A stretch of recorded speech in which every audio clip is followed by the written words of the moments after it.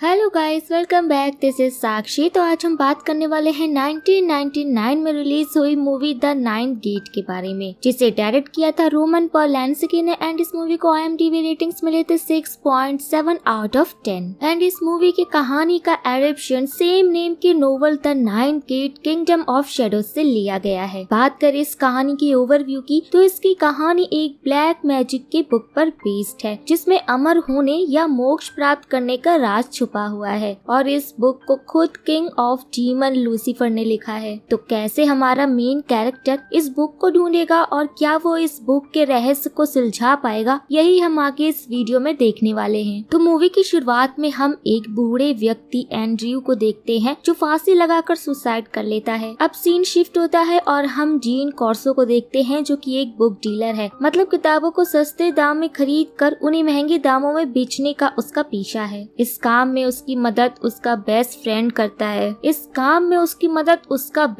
बर्नी करता है। अब एक बहुत बड़ा बिजनेसमैन बोरिस बॉल्कन जीन को अपने घर बुलाता है और उसे एक बहुत पुरानी किताब दिखाकर बताता है कि इस किताब की 3 कॉपीज बनाई गई हैं, जिसमें से एक सिर्फ ओरिजिनल है। तो जीन को बाकी की 2 किताबों को ढूंढना है, जो कि स्पेन और पेरिस में है, और पता लगाना है कि तीनों में से कौन सी किताब असली है। फिर असली वाले को लेकर उसी वापस बोरिस को दे देना है। इस काम को करने में डीन का काफी वक्त जाता, पर बोरिस ने इस काम को करने के लिए जो कीमत डीन को दी थी उसे देखकर वो काम पर लग जाता है और सबसे पहले एंड्रयू के घर जाता है, जिसने शुरुआत में ही फांसी लगा ली थी।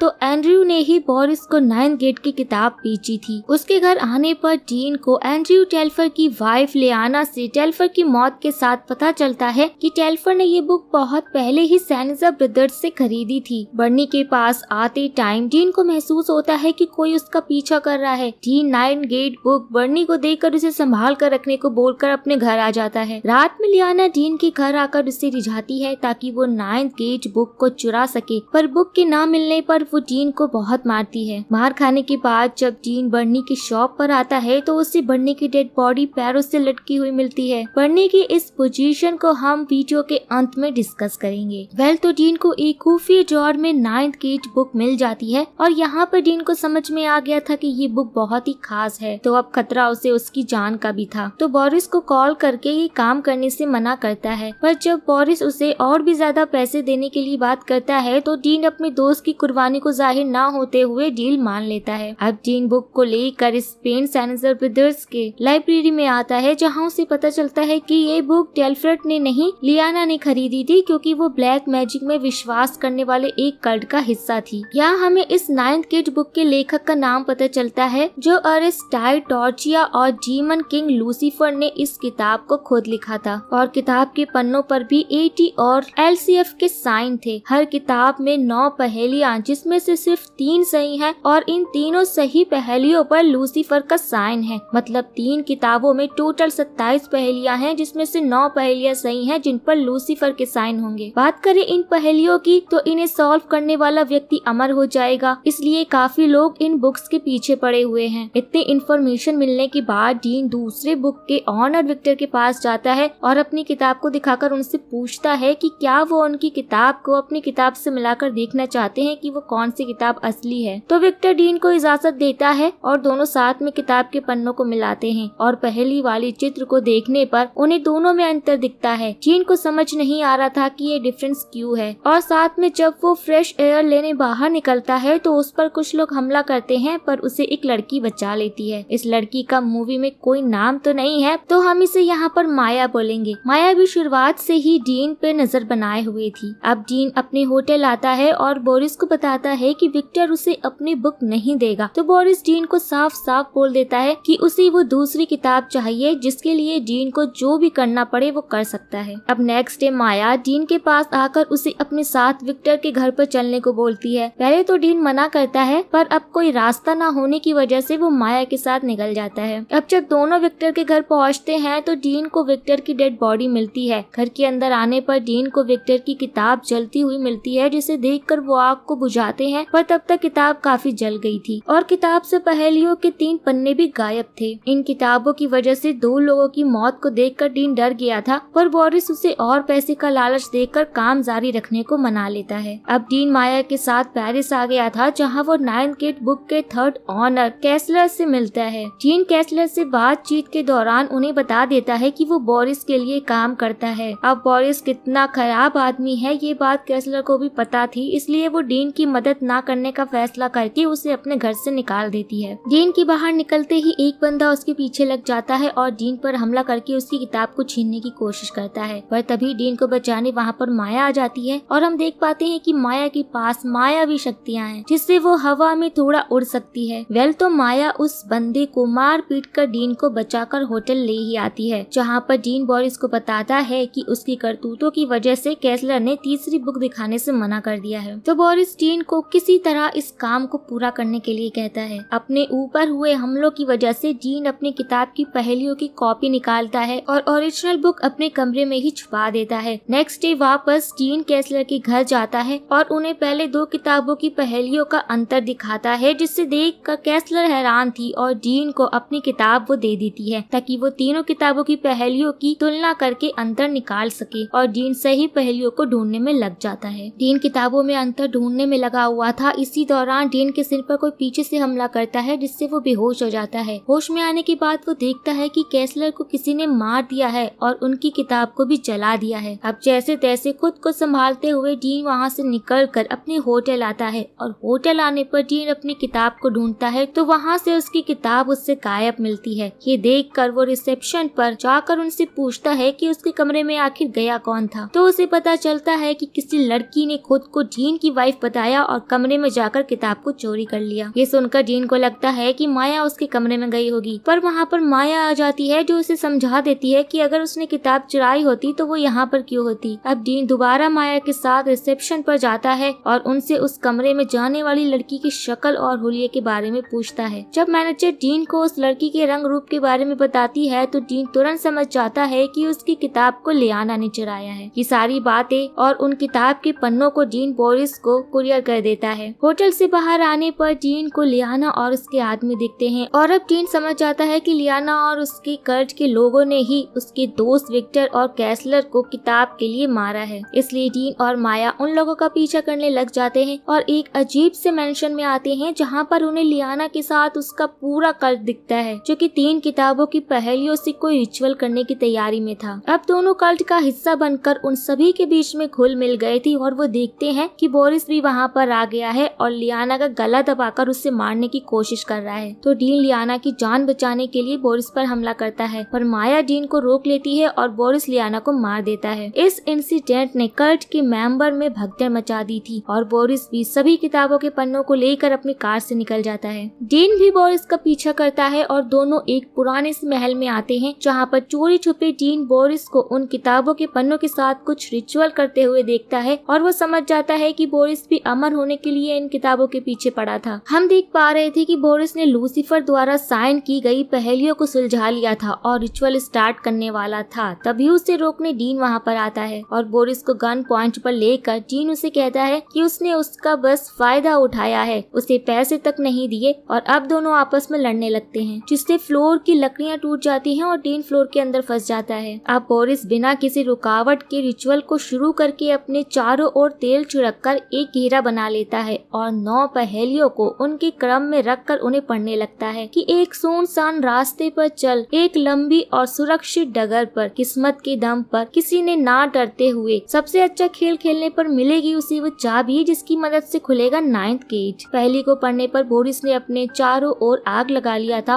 और ओवर कॉन्फिडेंस में वो खुद को भी आग लगा लेता है क्योंकि उसे यकीन हो गया था कि उसने पहली पहेली को सुलझा लिया है और अब वो अमर हो जाएगा। आग लगने की वजह से डीन भी फ्लोर से निकल गया था। बोरिस अमर बनना चाहता था और अब आग में जलकर तड़पते हुए वो बस अब अपनी मौत की दुआ कर रहा है। बोरिस को तड़पता देखकर डीन बोरिस को गोली मारकर उसे एक चैन की मौत दे देता है। डीन ने महल से निकलने से पहले सभी पहेलियों को भी ले लिया था। बाहर आने पर डीन को कार में माया मिलती है जो डीन को काइंड ऑफ सेड्यूस करती है और उससे संबंध बना लेती है। हम देख पाते हैं कि माया की आंखों का रंग हर पल बदलता रहता है। अब वापस लौटते हुए माया डीन को बताती है कि बोरिस की मौत इसलिए हुई क्योंकि लास्ट पहेली ओरिजिनल नहीं थी। डीन उससे ओरिजिनल पहेली की लोकेशन पूछता है तो बातों बातों में दोनों पेट्रोल पंप पहुंच गए थे और फ्यूल भरने के बाद जब डीन कार के पास आता है तो उससे माया गायब मिलती है। पर जाने से पहले माया ने लास्ट पहेली की लोकेशन बता दी थी जो कि सैनिजर ब्रदर्स की लाइब्रेरी में थी। अब जीन सैनिजर ब्रदर्स के यहाँ पर आता है तो शॉक्ड हो जाता है क्योंकि सैनिजर ब्रदर्स ने अपनी दुकान बेच दी होती है और कुछ लोग वहाँ की सफाई कर रहे थे। अब निराश होकर वो वहाँ से निकलता उससे पहले लास्ट पहेली वाली पेज उसके सामने आकर गिरती है, जिसे लेकर डीन वापस उसी महल के पास आता है और वो देखता है कि महल के अंदर से बहुत तेज रोशनी आ रही है और अब महल में 9th गेट खुल चुका है। अब मैं आपको सभी पहेलियों के बारे में समझाती हूँ। तो पहली पहेली की तस्वीर में हम एक राही को देखते हैं जो अपने घोड़े पर बैठकर अपने महल की ओर जा रहा होता है। इसमें राही हम हैं और रास्ता हमें हमारी किस्मत के जरिए जीवन की मंजिल तक ले जाएगा। वही महल के 3 मीनार जन्म, जीवन और मृत्यु को बताते हैं। दूसरी पहेली में हम एक व्यक्ति को हाथ में चाबी लिए एक बंद दरवाजे के बाहर खड़े हुए देखते हैं, जिसका मतलब है कि किस्मत की चाबी हमारे हाथ में ही है, जिसे सिर्फ हम ही इस्तेमाल कर सकते हैं। तीसरी पहेली में हम एक व्यक्ति को एक जीवन का पुल पार करते हुए देखते हैं और उसी पुल के ऊपर एक शख्स तीर से निशाना साधे खड़ा है, जिसके म्यान में 1 से ज्यादा तीरे हैं, मतलब जीवन की राह में रोड़े 1 से ज्यादा बार आएंगे। पर जीवन का पुल पार करना है तो हिम्मत ना हारते हुए हमें आगे बढ़ना ही होगा। चौथी पहेली में जीवन को एक भूल भुलैया या चक्रव्यूह जैसा दिखाया गया है और हमें एक जोकर की तरह, जिसके पास पैसों के रूप में किस्मत है, जिसका सही इस्तेमाल करके हमें जीवन के चक्रव्यूह को पार करना है। पांचवी पहेली में हमें एक सौदागर के रूप में दिखाया गया है जो अपना सोना गिन रहा है और उसके पीछे मौत का दूत खड़ा है, मतलब जितना भी कमा लो मौत सबको आनी है। छठी पहेली में हम एक व्यक्ति को दीवार से उल्टा लटकते हुए देखते हैं, जैसा मूवी में हमने डीन के दोस्त को देखा था। ये हमारे जीवन के सेक्रीफाइसेस को शो करता है, जैसा डीन के दोस्त ने उसके लिए अपने जीवन को सेक्रीफाइस कर दिया था। सातवीं पहेली में हम राजा और एक भिखारी को जीवन रूपी चेस को खेलते हुए देखते हैं, जिससे हम समझ पाते हैं कि जिसके पास दिमाग और हुनर है वही विजेता बनेगा। #No nepotism. वहीं आधे चांद को हम खिड़की से बाहर देखते हैं जो सपनों को सच करने को संबोधित करता है। 8वीं तस्वीर में हम एक योद्धा को एक भक्त पर हमला करते हुए देखते हैं। योद्धा के सिर पर व्हील ऑफ फॉर्चून है, जिसका मतलब जो हमारी खराब किस्मत है हमें चोट देगी, पर हमें ईश्वर में आस्था बनाए रखनी है। 9वीं पहेली में हम महल के बाहर एक औरत को खतरनाक जीव के ऊपर बैठे हुए देखते हैं और मेरे हिसाब से ये वही औरत है जिसे हमने माया का नाम दिया है, जो डीन को उसकी मंजिल तक पहुंचाने में मदद कर रही थी। ये पहेलियां मूवी में इम्पोर्टेंट इसलिए हैं क्योंकि इन्हें खुद नर्क के देवता लूसीफर ने लिखा है, जो हमें स्वर्ग तक भेजती हैं। इसलिए सभी पापी इस पहेली को सुलझाकर स्वर्ग में जाना चाहते थे। उम्मीद है आप सभी को इस मूवी का पूरा मतलब समझ आया होगा और इस तरह के कॉन्सेप्ट की वजह से हम जॉनी डेप के फैंस बने हुए हैं। सो गाइस, अगर आप लोगों को वीडियो पसंद आया हो तो लाइक एंड कमेंट करना मत भूलिएगा। सो अब मिलते हैं नेक्स्ट वीडियो में, तब तक के लिए take care and tata bye bye.